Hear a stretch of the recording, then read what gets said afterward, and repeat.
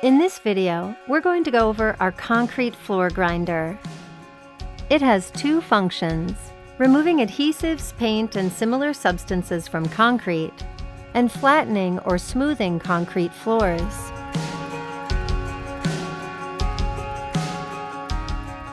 This unit has a 2-horsepower motor and an 11-inch grinding wheel suitable for small to medium work areas.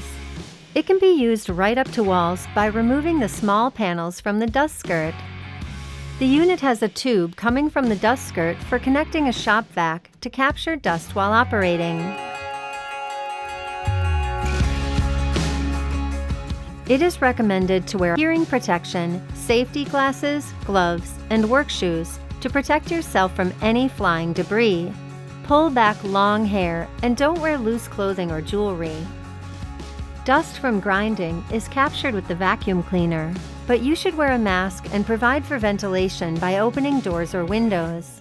Always connect to a grounded outlet.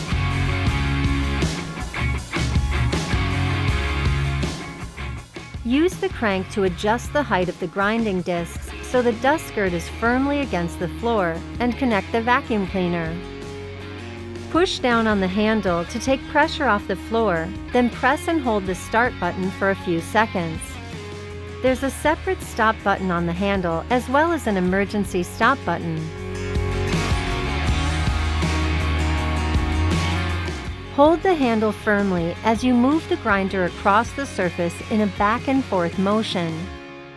Edge grinding is accomplished by removing small panels from the dust skirt so you can grind right up to the walls. Keep openings clear to prevent overheating the motor.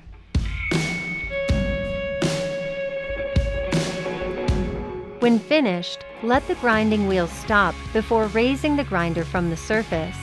Unplug the grinder before cleaning.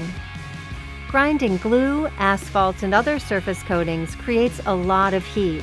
To prevent it from sticking to the floor, raise the grinding wheel from the surface and let it cool off. At Sunbelt Rentals, we rent the tools and equipment customers need to accomplish anything they want to do. I hope this basic operational guide to our concrete grinder has given you all the information you'll need.